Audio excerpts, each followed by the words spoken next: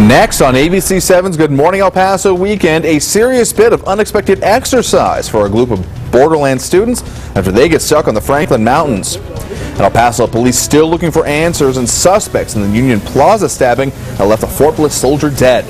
And families concerned about dangers at a neighborhood park left in serious disrepair. And Storm Track weather, Stephen.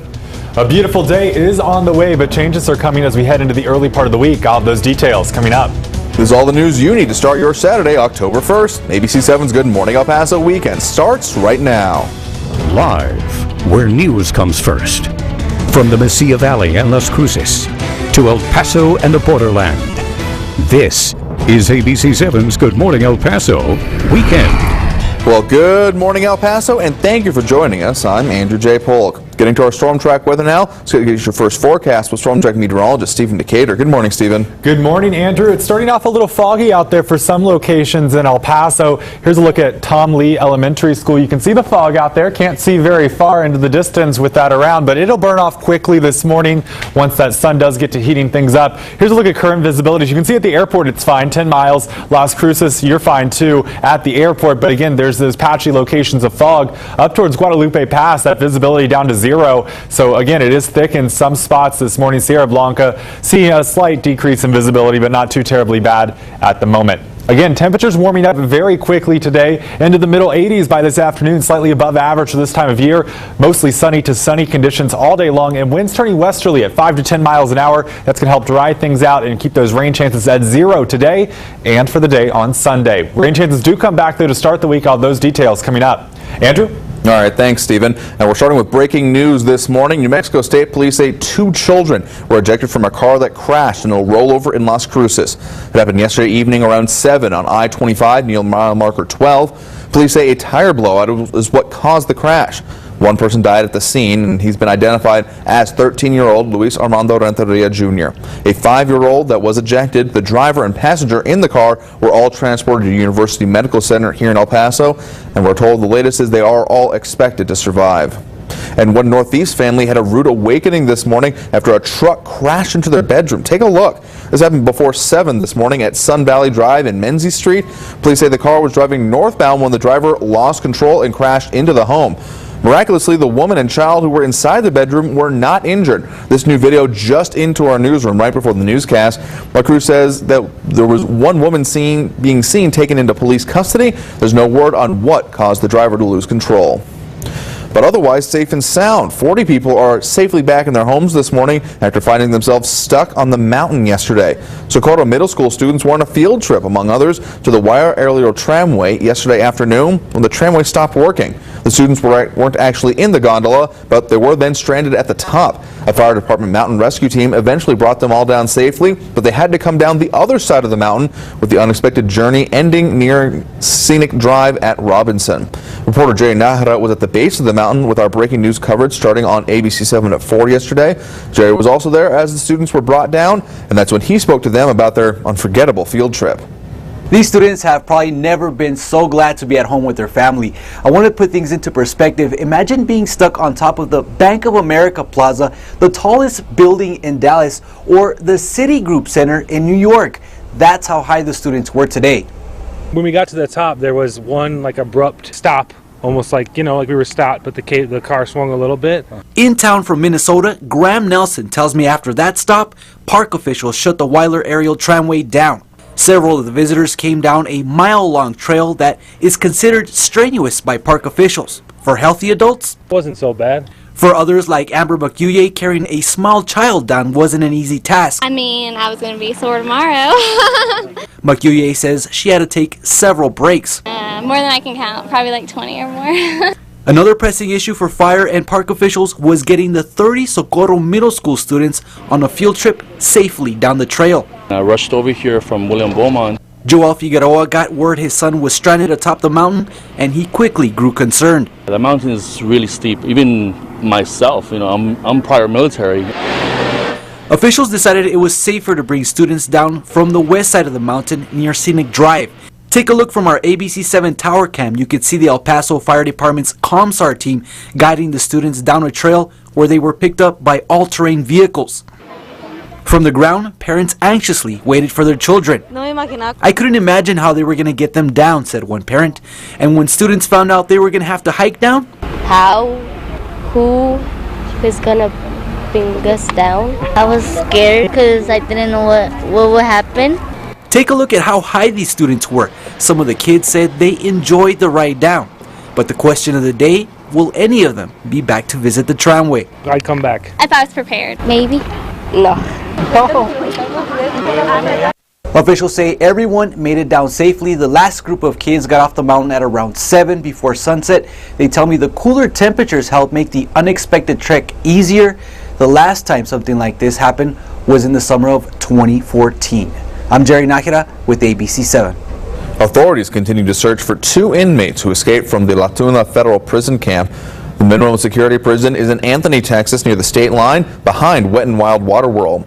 No word yet on how the men were able to walk out. 34-year-old Christian Lara was reported missing just after midnight Friday. He's described as Hispanic, 5'10", and weighs just over 210 pounds. Just before 10 o'clock yesterday morning, 35-year-old Gustavo Corral was found missing.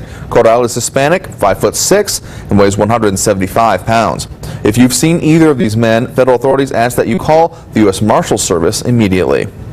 In Sunland Park, police are looking for a man they say tried to kidnap a woman's baby. The woman said she was walking near the 3700 block of McNutt yesterday when she came upon a black F-150 with Mexican plates. Police say that's when the man got out and tried to snatch her baby. The mother was able to fight him off her baby with an umbrella while screaming for help. He's described as bald, 5'9", with a thin build. Police say he has a tattoo of a cross on his face and a burn mark on his left hand. If you have any information about the suspect, you can call dispatch there at the number on your screen, 575-589-6600. You can also, of course, call 911. And a man remains behind bars after police say he's been connected to the death of a man found inside the trunk of a burning car. State police arrested this man, 22-year-old Alejandro Ruiz. They say he's connected to the murder of 20-year-old Johnny Ramirez, but they don't say exactly how. Ruiz is being held at the Doña Ana County Detention Center. Ramirez's body was found last Thursday near the Doña Ana Mountains inside of that burning car. Investigators say a woman was able to escape after she was held hostage with a stab wound on her neck. She was airlifted to UMC where she remains in stable condition. Earlier this week, state police arrested 24-year-old Adrian Banda. They say he set fire to the car and stabbed the woman as she tried to escape. 19-year-old Damica Childs is also tied to the incident, according to police, and also faces a first-degree murder charge. State police are still pursuing leads for this case. Now, El Paso police continue to search for the men they say stabbed and killed a Fort Bliss soldier in downtown.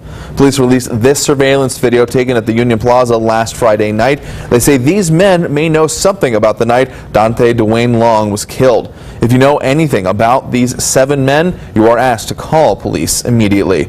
Around-the-clock crew was on the scene as police investigated the popular bar district. Police say the 19-year-old soldier was stabbed after a fight broke out around midnight. Long later died at UMC.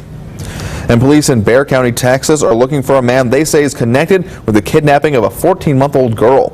Earlier this morning, the Bexar County Sheriff's Office sent out an alert to El Paso, Culberson, and Hudspeth counties. Deputies are searching for Kalia Martinez. She is a white 14-month-old infant with brown hair and hazel eyes. She was last seen at 10 p.m. Wednesday in San Antonio. Police say the suspect is 50-year-old Fortino Cornejo. He is Hispanic, 5 feet 3 inches tall, with black hair and hazel eyes. Police say he also has 2 scabs on the right side of his face. He's reportedly driving a black 2010 Dodge Nitro with Texas license plates. Police believe the child is in danger, so if you know or have seen that man, you're asked to call 210-332-8378. And families in El Paso's Upper Valley say they can't enjoy a neighborhood park because they fear getting hurt rather than having fun. This is happening on the White Spur Park, also known as Love Park, on the 4800 block of Love Road. Parents we spoke with say they can't go to the park in peace and let their children play because of the park's condition. Broken equipment with sharp edges, and our video shows swings that are also broken. The city, though, says it could all be fixed as soon as next week. We've scheduled periodically each one of our playgrounds to have replenishment done to the fall service, and it's been scheduled for about 3 or 4 weeks now to be done next week. And if you would like to bring attention to a local park or any other city-run service, you can call 311 or the Parks and Recreation Department directly at 212-0092. And remembering a teacher gone too soon. Yesterday, Desert Air Elementary School dedicated a plaque, bench, and tree in memory of Carrie Bird. Bird died unexpectedly over the summer. Students and faculty wrote letter to Bird's family and held a dedication ceremony as a tribute to her warmth and kindness. Carrie was someone that you always can depend on. She was funny, caring. She wanted the best for everyone, and she was just a good, extraordinary person. School officials at Desert Air say that the items there provided will make a cool, comfortable place for students and faculty to spend time with friends. They say Bird will always hold a special place in all their hearts. And dozens of El Paso students say their relationship with a beauty school turned out pretty ugly. How did you find out? Facebook. Yeah, I never received a call or an email. Megan Bejarano is still in shock after the beauty school she said she paid $20,000 to attend to find out it suddenly shut down. The only explanation coming on their website saying, quote, the organization doesn't have the cash to continue to run the business. Reimbursed, I've heard that if we ask for forgiveness, we lose our credits. So I'm really not 100% sure as to what's going on. I'm still trying to work on that.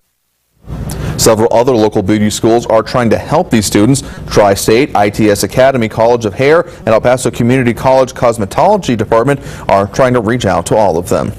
And of course, don't forget to pick up your copy of the El Paso Link. This week only in El Paso Link, why a major Chinese manufacturer has decided El Paso is the perfect place to do business and its big plans for growth. Also, how big is the new Army Hospital going up on Fort Bliss? Would you believe 1 million square feet and 4,000 parking spaces? And as a local synagogue gets its first new rabbi in 30 years, the focus now is on innovation and families. El Paso Link is online at PasoLink.com and available for home and business delivery. Call that number there at the bottom of your screen, 534-4422, to subscribe. And another national controversy involving the police shooting of an unarmed black man. Coming up on Good Morning El Paso weekend, the pressure now that's causing the video of the incident to be released, with the community still on edge. And later, murder charges for a teenager who shot classmates and a teacher suspected of the killing beforehand. And it is 8:12 right now. Taking a live look at traffic this morning. I-10 in Yarborough, a little bit of traffic out there. Otherwise, very light conditions, not much in way of problems out there. A little bit further along I-10 in McRae, maybe a bit more traffic, but again, everything moving along just fine. No major problems to report, and conditions along these parts of the road anyway looking pretty clear. But in storm track weather, Stephen. Dry weather for the weekend and warm temperatures, but changes on the way as we head into the work week. All those details coming up. You're watching ABC 7, where news comes first.